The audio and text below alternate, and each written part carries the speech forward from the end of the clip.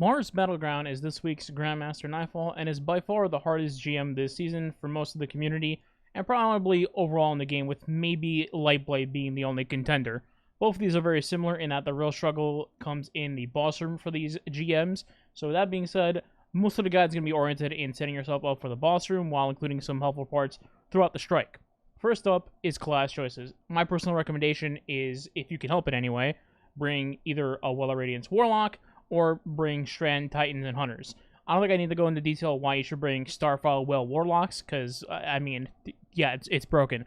Well, Mail, on the other hand, for Strand, is busted as all hell, and on Titan, it's like Bane on his Roy Juice from Batman. Both of these can play key parts in the boss room, so let's get started with the beginning of the strike first. For weapon choices, as long as you cover Barrier and Unstopped Champion Stones in some form, whether it be from weapons or abilities, you can run whatever other weapons that you like. For my personal recommendation, I would have a Starfire Warlock run Wither Horde, and for everybody else, I'd recommend something like Ager's Scepter or even Conditional Finality if you can squeeze it in. They're both good crowd control weapons, but also have champion and nuking capabilities in Ager's freezing Barrier champions until they die, and then Finality having both freezing capability and also ignition for unstoppable champions. Finally, I'd highly recommend you taking advantage of the machine gun meta and Bricks from Beyond if you're able to, so bringing things like fixed odds, commemoration, and corrective measures, etc. The GM is a marathon of endurance, not a sprint DPS check. To start the GM, you'll have to cap 3 Warmind, let's call them Confluxes. While you can cap all of these at the same time if you're psychotic enough, it's highly recommended that you do one at a time. To start, you want to go after the one that's on your immediate right-hand side as you enter the arena.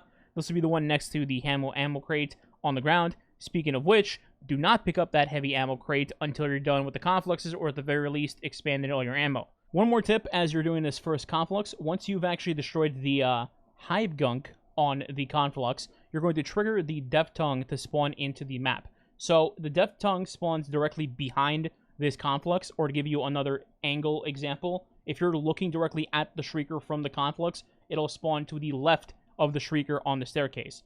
Go over there immediately as a team as you destroy this gunk, because there's really no point in you capturing a plate by yourself, unless you're, of course, in a well, like a Psycho, again, as I mentioned. The great thing about this is you can actually meme the Death Tongue permanently with several things. First of all, Strand Suspension. Just permanently keep him suspended forever so he never gets to the Shrieker, because if he does, you'll get your abilities locked out and the Shrieker will open and you'll probably die. Also, you can freeze and ignite this Death Tongue over and over with Conditional Finality. Another great thing. And if you have a Warlock / Fusion Nade spammer with Starfire, you can just throw Fusion Nades over and over at this suspended / frozen target and igniting them forever until they die. It's great. Then you can go ahead and make your way back to the Conflux. I would recommend taking out any Acolytes you see along the way, because their little Molotov cocktail grenades do hurt quite a bit, and you'll probably die if you're not in a well immediately. So an LMG use here is really clutch, because there's a bunch of them, taking them out really quickly. Aside from the Acolytes, the Knights are annoying, but they're not, a giant nuisance. You want to go ahead and kill the Unstoppable Ogre as soon as you see them spawn, for obvious reasons. Once the Unstop is dead, you're kind of chilling, and you can kill the Knights at your own leisure. The middle, second Conflux will be camped by a yellow bar Hive boss. For the most part, you should keep your distance until you take out that enemy at the very least, and then you can move in on capturing the Conflux. For this phase, you should keep track of Barrier and Unstoppable champions coming into you from the right-hand side of the Conflux, so just keep note of that. And then finally, for the third and final Conflux, I would recommend having a split unit of a 2-1 split between the front of the Conflux and then to the left side of it. The left side will be in charge of taking Knights that'll be spewing fire, and then Unstoppable champions as well. The front end will try to contain the Centurions and their army of Axion darts coming at you, which are very deadly in GMs. Patience is key. As long as you don't rush it, you'll be fine in the long run. Once you're inside the actual building for the Ghost scan section, another 2-1 split here would be ideal. Having 2 teammates protecting the Ghost when possible, and having 1 teammate upstairs on the balcony is a nice split between pressure from the enemies. For the balcony player, you'll aggro Thrall, Curse Thrall, and Knights to you, while your support team can freeze and stun and control champions and those glowing enemies that drop the OBJ objective things. Strand Suspension and Well are great here, of course, for stalling and killing champions. Additionally, a Tether with Orpheus Rigs can work wonders here as well. This, of course, does not stop the balcony player from helping out as well when the team needs it, especially if they're a Well Warlock with Fusion Nade spam. Skipping a bit ahead here, because I don't think you guys need tips on how to not die to the lasers, A small tip to give when you're about to get to the actual Warmind entrance room is that you can have your team split up to the left, right, and top middle of the area to be able to grab 3 craniums all around the same time of each other to unlock the chain door faster. Additionally, the right-hand side cranium is not guarded by literally anything, so if you need to, you can double dip on that one side more than once to avoid having to actually fight anything. But once you do, and maybe the left side person has gotten theirs as well, you can actually head back towards the entrance diamond door that you came from, the one that your third player is above on, and you can have little cubbies on the edges of it where you can jump to avoid getting hit by any potential enemies that are still up. Speaking of those enemies, the middle player should be done first by a long mile with their cranium, and afterwards they should try to contain any acolytes that may squeak in to try to kill you.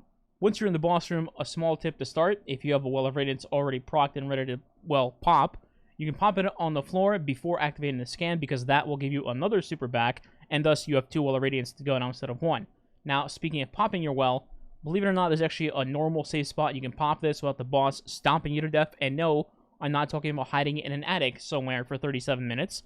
You can pop your well on the right-hand side rail, if that's a rail, I don't know, if you will, but that does 2 things. It gives you a clear, safe DPS spot to shoot the boss over and over, and it gives you good area to crowd control the wizards and the acolytes spawning in, gradually during the first 50% of the boss fight. The next half will be basically unlimited ads, but the first 50%, you can actually contain and control the waves from this spot. From here, you should be able to comfortably get the boss down to the 50% threshold, and if you don't, you can get a good chunk of his health down in a reasonable amount of time, and once you're about to hit that 50% threshold, that's where the fun begins. At 50%, the boss will lock up, and then spawn a barrier and an unstoppable champion in the middle. Play this accordingly and try to nuke them as fast as you can, while staying far away from the boss as much as you can. During the second portion of the fight, you'll have to be greeted with more wizards and acolytes while having to kill some Arc Knights for relics to dunk into the center 5 times. During this, you should have one person calling out the boss at all times, including kiting him to not get surprised by a stomp in the back, while the other 2 will contain the room and kill knights and dunk relics occasionally when they can to the center. Once you've successfully dunked all 5, this is where the boss fight goes into rage mode, and he starts chasing you down like a Scooby-Doo villain. Now again, this isn't a guide on how to sit in an attic for an hour, so we're not going to be talking about that. The play here is to have a smooth final phase in having at least one person having a permanent front room aggro on the boss and kiting them back and forth left to right, allowing your teammates to contain one side of the arena from enemies, whether it's the left or the right, while sprinkling damage on the boss when able.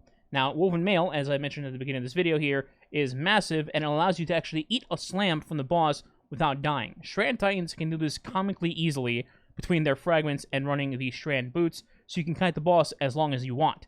Additionally, you can also bring a Glaive to shoot the boss and then block the slam from killing you, and then kiting them to the other end of the arena that you just came from. By following either of these methods, you should be able to clear comms and just not panic, and have you not be overwhelmed by the trash swamps in the arena, while again having the boss basically babied the entire time, be able to take a breath, and then take down the boss at your own pace, whatever that may be. Additionally, keep in mind that this room might be even easier once the mid-season patch goes live Tuesday morning for this GM, and I'll actually go dive into the GM to check out the differences myself while on stream, but for the time being, this footage is pre-patch. Also, link for the Twitch down in the description below, just in case you're wondering. That's all I have for you guys today. If this has helped you or you enjoyed the video, a like, a sub, or maybe some follows on social media would be much appreciated. Again, links down in the description below, and it does really help the channel. Anyway, I'll let the final moments of the strike play out, just so you guys can kind of see like the full visual of the strategy on the boss. Other than that, catch you guys in the next video. Goodbye. Daddle can just Woven Mail him anyway. For me, yeah, not for y'all. Yeah, go tank in front of him. Don't stay next to us. Just you tangle or you Woven. I pocket nuke. He die. GG. Yeah, 21 minutes and that was scuffed. 175k, by the way. Yeah. Why is it only 1.5x? This is the fucking Grandmaster. Oh, I got good some racers. It's actually something I needed. Oh, my Postmaster is getting destroyed.